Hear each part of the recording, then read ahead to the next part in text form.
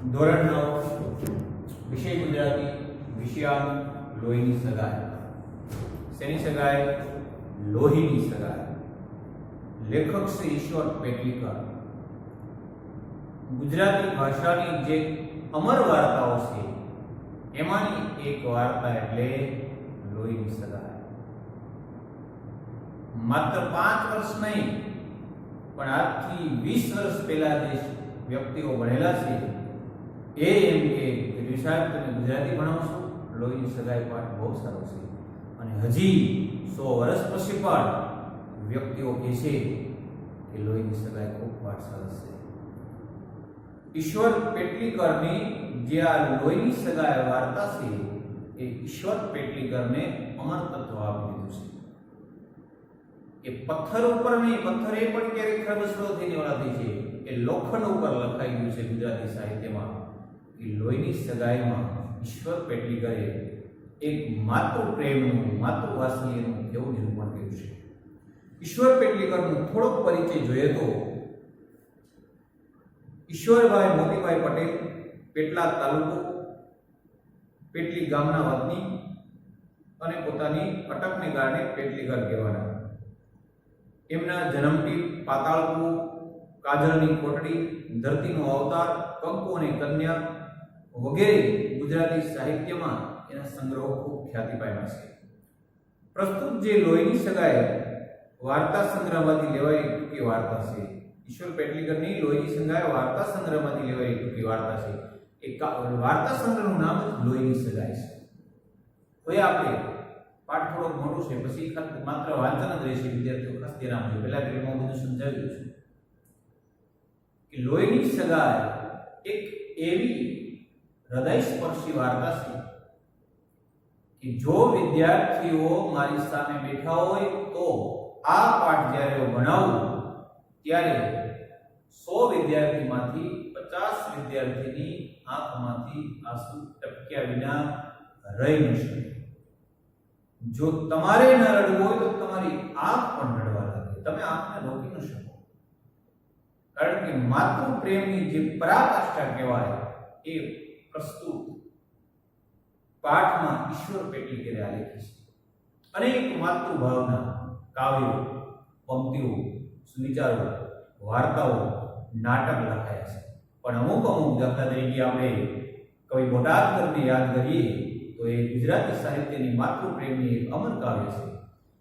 મીઠા મધુને મીઠા મે ભૂલારે લોલ પણગેથી એ મીઠી મારી માતરે એ જનની જોડ સખી નહીં જડે લોલ એ જનની જોડ સખી નહીં જડે લોલ.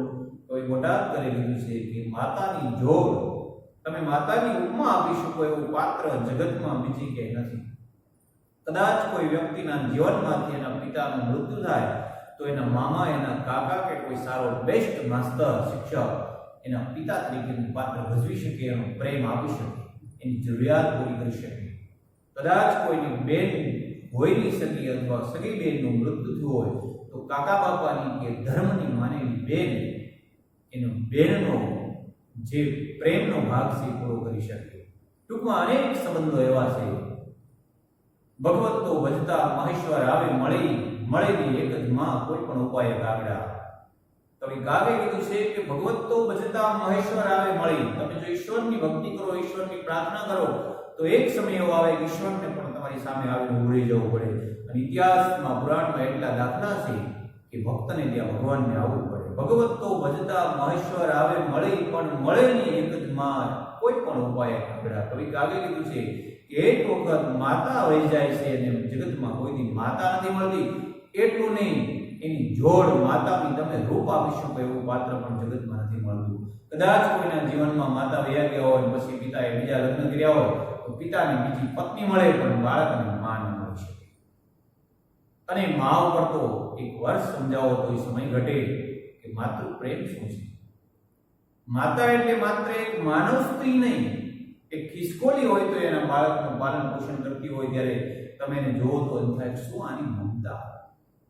એક બિલાડી એના બચ્ચાને 7 ઘર બદલાવે, આંખો ખુલે ત્યાં સુધી બદલાવે, શિકાર કરીને લાવીને ખવડાવે, પોતે ભૂખી રહે અને બચ્ચાને ખવડાવે. એક નાનો એવો જીવ ચકલી પણ એના બચ્ચા માટે ક્યાંથી ચણ ગોતીને ખવડાવે છે. કૂતરી પણ એના બચ્ચા માટે આપે. કોઈ પણ એક નહીં. માતા એટલે જગતમાં ઈશ્વરે આખી પૃથ્વી પર જેટલી માદા જાતિનું સર્જન કર્યું છે, નારી જાતિનું સર્જન કર્યું છે, દરેક માદાઓ જે બાળકનો જન્મ આપે છે એને એના બાળક પ્રત્યે પોતાના પ્રાણ કરતા વધારે પ્રેમ હોય છે. મુશ્કેલીના સમયે જગત આખું જાકારો દે, કદાચ આખા જગત જાકારો દઈ દે, પિતાએ પણ કહી દે, ભાઈ પણ કહી દે, કોને બચાવી શકવું, ત્યારે માતા એને છોડી ન જઈ શકે. બાળકના સુખે સુખી અને બાળકના દુઃખે દુઃખી પોતે ભીનામાં સૂવે અને બાળકને સુકામાં સુવડાવે. બાળક ધરાયેલું હોય ત્યારે માતા અમીના ઓડકાર થાય, પણ પોતે જો જમી લીધી હોય અને માંડ્યો સંજોગો વસાત બાળક ભૂખ્યું હોય તો બાળકની પીડા પોતે અનુભવી શકે. એ ગુજરાતી હિન્દીમાં એક પંક્તિઓ બની શકે, માત્ર એક રોમેન્ટિક પિક્ચર બની શકે, ચોટ તુજે લગતા હૈ ને દર્દ મુझे હોતા હૈ. આ જગતમાં પંક્તિ સાવ ખોટી છે. આ પંક્તિ એક માતાને લાગુ પડે. તમારા હાથમાંથી લોહી વહેતું હોય અને પીડા માતાને થાય, એનું હૃદય ચીરાતું હોય, એવી પીડા માતાને થાય, બાકી કોઈ પ્રેમિકાને કોઈ પત્ની ન થાય. ચોટ તુજે લગતા હૈ ને દર્દ મુझे હોતા. આ પંક્તિ માને જ શોધે. એ યુવાનોને યુવતીઓની ઉંમર પ્રમાણે ગમે, બરાબર છે, પણ તમારું જે દુઃખ છે એવી દુઃખની અનુભૂતિ એનાથી વધારે તમે પડ્યા હો, તમે રડો એ પહેલા માતા રડવા લાગે. પોતે વૃદ્ધાશ્રમમાં બેઠી બેઠી પણ પોતાના બાળકના ભવિષ્યની ચિંતા કરતી હોય. માતા જો પિતા હોય ત્યાં બેઠો બેઠો આવડી આપી દેતો હોય તો મારો બેટો અહીંયા મૂકી દેશે. એક દિવસ માતા ઘરે ન હોય, જો બાળકને ચમચીથી દૂધ પીવડાવવું હોય તો પાડાની છાશ પાતો હોય એમ ચમચી ઉપર રાખે. પિતા ન કરી શકે, માતાનું સ્થાન ન લઈ શકે. હું પિતાનો વિરોધ નથી, હું પણ પોતે એક પિતા છું, મારે પણ એક દીકરી છે, પણ માતાનો પ્રેમ જે બાળકને મળે પિતા નહીં, ઈશ્વર પણ ન આપી શકે. જો ઈશ્વરને પણ જો પ્રેમ આપવો હોય તેને માતાનો અવતાર લેવો પડે. એટલે જ કોઈ કીધું છે કે ઈશ્વર ઘરે ઘરે ન પહોંચી શક્યો એટલે એને માતાનું સર્જન કર્યું. એટલે મિત્રો, ભાઈઓ બહેનો, માતાથી મોટું આ જગતમાં કોઈ નથી. કદાચ કોઈ મંદિરે ન જઈ શકાય, કોઈ વ્રત ન થઈ શકે, કોઈ વાર ન થઈ શકે, કોઈ ટેક ન રાખી શકો, એક દીવો પણ ન થઈ શકે, પણ માતાનું દિલ નહીં દુભાયું હોય તો ઈશ્વરને તમારા સુધી આવવું પડશે.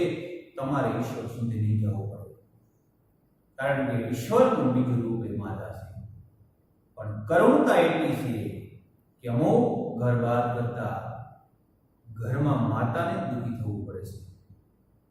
માતા સામે જ બાળક જીદ કરે છે. માતાને બાળક આજે ઉઠીને એમ કહી દે છે કે તને શું ખબર પડે? હા, એને નથી ખબર પડતી એટલે તો ઊંધું ન કરતો, ભોડું માંડીને ગટરમાં નાખી ન દીધો હોય.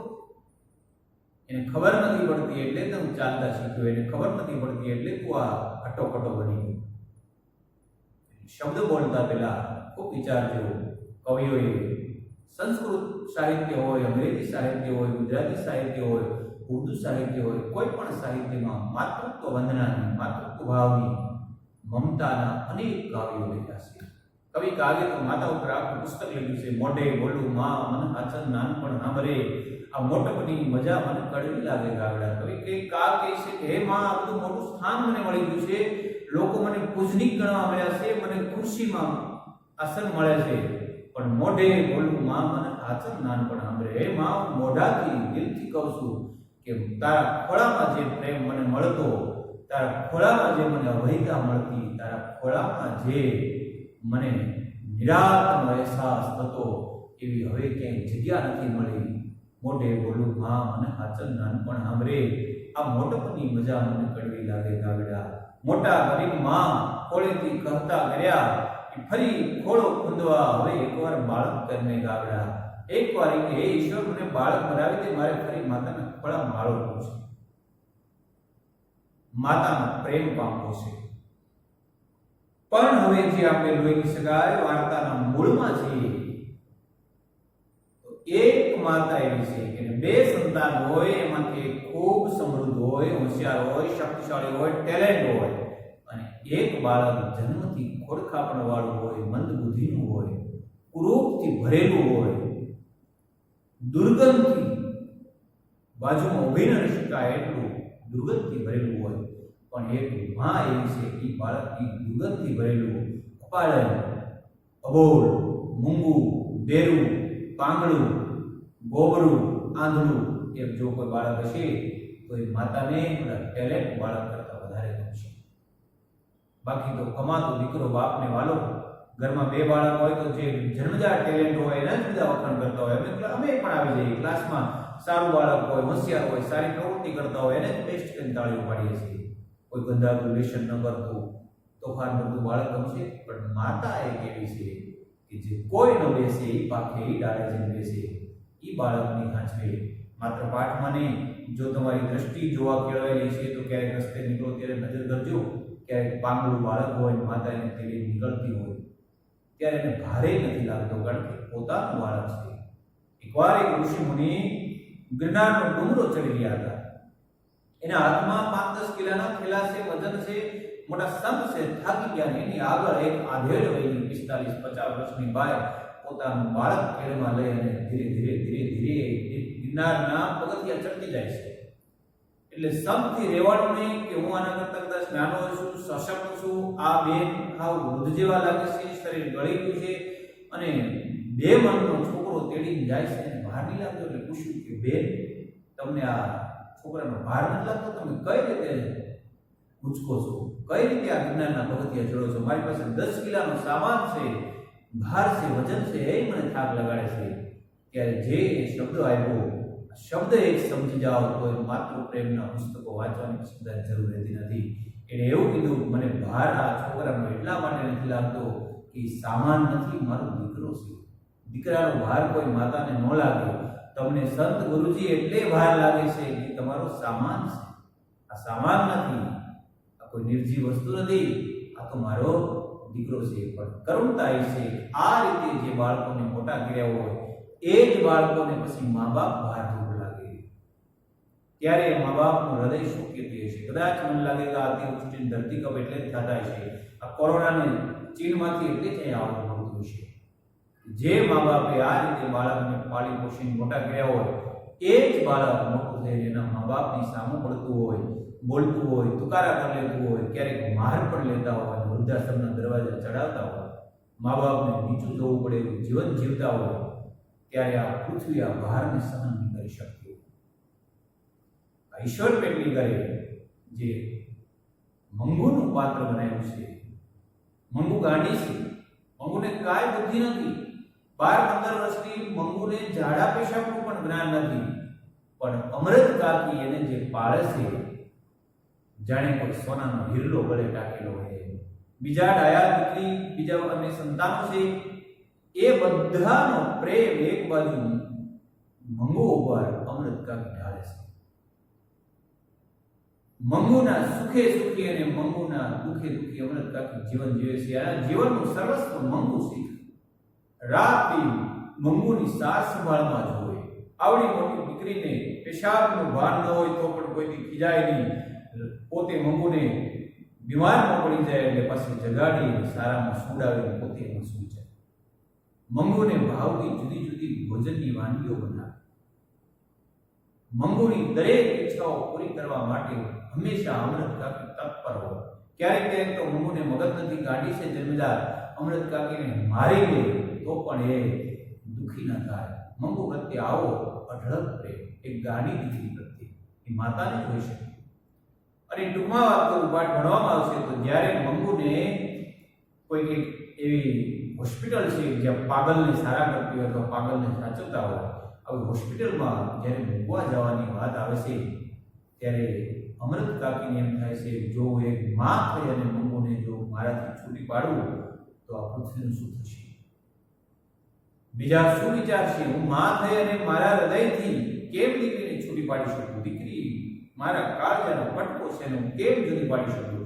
કદાચ મારો આત્મા છે એ ક્યાં પછી હું જીવી પણ ન શકું. અને એટલો કરુણ અંત આવ્યો છે કે સમય સંજોગો એવા ઊભા થાય છે કે અમૃત કાકીએ મંગુને ગાંડાની હોસ્પિટલમાં મૂકવા જવી પડે અને અમૃત કાકી પાગલ બની જાય છે. એ મંગુના વિચાર માત્રથી પાગલ બની જાય છે. આજે અમૃત કાકીનું જે માતૃત્વ પ્રેમનું ઉદાહરણ આપી અને કવિ ઈશ્વર પેટલીકર, લેખક ઈશ્વર પેટલીકર આપણને સમજાવે છે કે માતૃત્વ શું હોય છે. જોઈએ આપણે વાત. મંગુને ગાડાના દવાખાનામાં મૂકવાની સલાહ લોકો અમૃત કાકીને આપવા આવે ત્યારે આંખમાં જળજળે આવી જતા અને એને દરેકને એક જ જવાબ આપતા, હું માં થઈને ચાકરી ન કરી શકું તો દવાખાના વાળાને શી લાગણી હોય? ખોડા ઢોરને પાંજરા પોળમાં મૂકી આવવા જેવું છે તો કહેવાય ને. અમૃત કાકીને એક પછી એક લોકો કોક સલાહ આપે કે અમૃત કાકી સરસ હોસ્પિટલ છે, સારી સારવાર કરે છે, યોગ્ય બાળકોનું ધ્યાન રાખે છે, ત્યાં બહુ સરસ રીતે તાલીમબદ્ધ નર્સ પણ છે. તમે આને અમૃત કાકી અમારું માનો પાગલખાનામાં કેવો જાય? અમૃત કાકીની આંખમાંથી જળહળી આવે છે અને એક જ જવાબ આપે કે કોઈ ઢોર ખોડું લગ્ન થઈ ગયું હોય, ગઢપણ થઈ ગયું હોય, માણસ પાંજરા પોળમાં મૂકી આવે, એનો ઉપયોગ પૂરો થાય પછી ભેંસ દોવા ન દેતી હોય, એના દિવસો પૂરા થઈ જાય પછી પાંજરા પોળમાં મૂકી આવે, 20-20 વર્ષ સુધી બળદને ખેતરમાં હાંક્યા હોય, એનાથી અનાજ ઉત્પન્ન કર્યું હોય, એ બળદને જ્યારે પગ લૂલો થાય ત્યારે પાંજરા પોળમાં મૂકી આવે, એમ જો હું માં થઈ અને મારી મંગુને જો આ પાગલખાનામાં ગાંડાના દવાખાને મૂકી આવું તો એવું જ થયું. હું કેમ મૂકવા જઈ શકું? અમૃત કાકીની ગ્રંથિ જાહેર થઈ ગયા પછી પણ કોઈ એમને એવી વાત કરતું નહીં. ગ્રંથિ એ માનસિકતા બધાને ખબર હતી કે અમૃત કાકીને કહેશું આપણે સારા માટે કે મંગુને તમે ગાડાની હોસ્પિટલમાં મૂક્યા હો તો આ વાત અમૃત કાકીને ગમવાનું નથી. એની ગ્રંથિ બંધાઈ ગઈ. પછી લોકો ઓછા કહે છે. જન્મથી ગાંડીની મૂંગી દીકરીને એ જ રીતે ઉછેરતા, ચાકરી કરતા અને લાડ લડાવતા પ્રત્યક્ષ જોઈ લોકો એના વખાણ પણ કરતા. જન્મથી ગાંડી, મૂંગી, આ ગાંડી અને મૂંગી દીકરીને અમૃત કાકી લાડ લડાવે છે. અમૃત કાકી એની ખૂબ ચાકરી એટલે કે સેવા કરે છે, સાર સંભાળ રાખે છે. જન્મથી ગાંડી છે, મૂંગી છે. માત્ર ચાકરી કરવા ખાતર નહીં પણ અઢળક એની ઉપર પ્રેમની વર્ષા કરતા હતા. એવો જ પ્રેમ આપતા હતા કે જે એક માં સારા સંતાનને આપે. અરે એનાથી અદભો બોટાદકરની પંક્તિ આવે આપણે યાદ કે ગંગાના નીર તો વધે ખડેલો પણ સરખો છે એ માનો ગાને હજો જનની જોડ સખી નહીં જડે લોલ. કદાચ ગંગાના નીરમાં પણ વધઘટ થાય, વાદળી ક્યારેક વધારે અને ઓછી વરસે, પણ અમૃત કાકીના પ્રેમમાં એક તલભાર ઓછો ન આવે.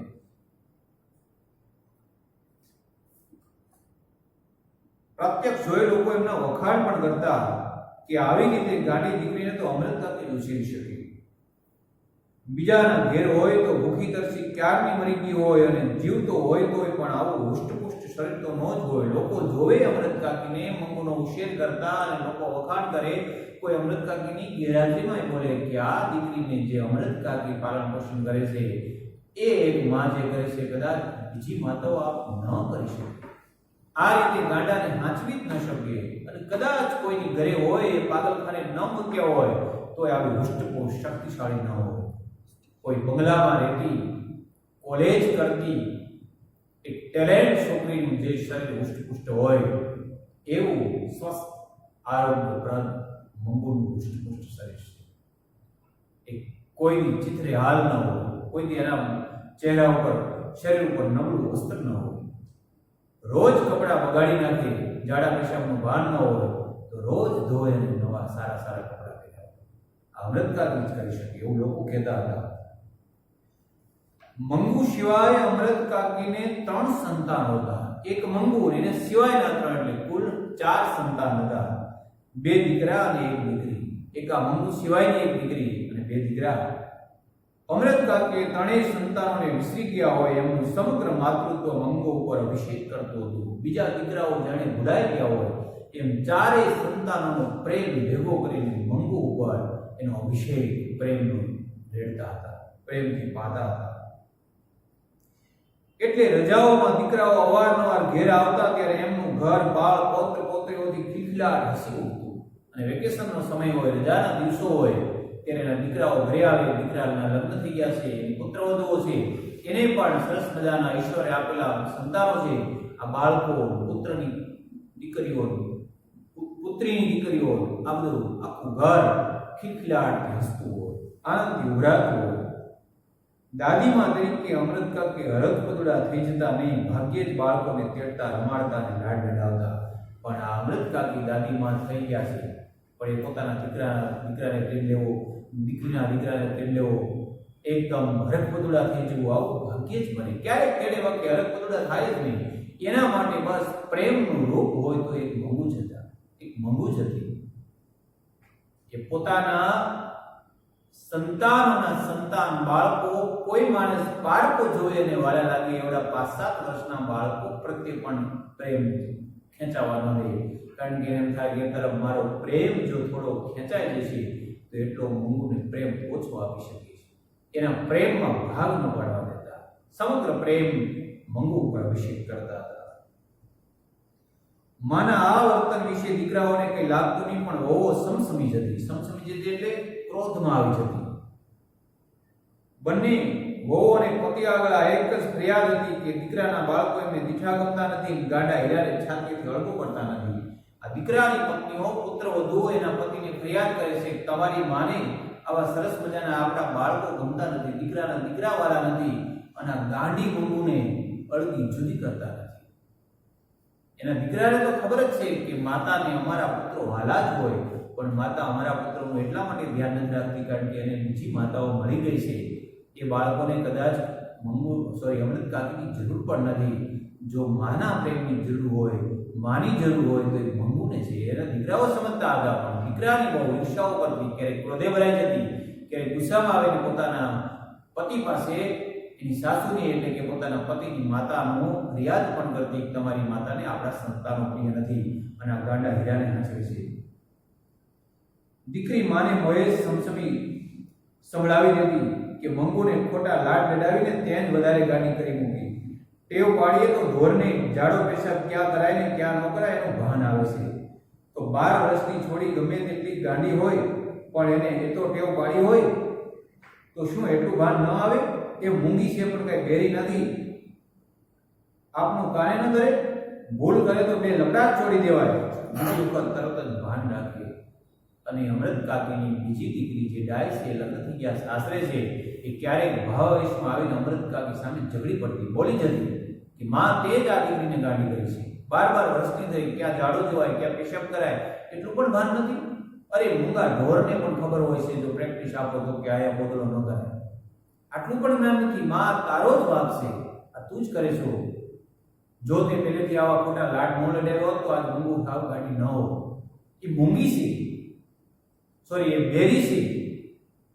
મૂંગી છે એટલે કે બોલી નથી શકતી, પણ બેરી નથી, સાંભળી શકે છે.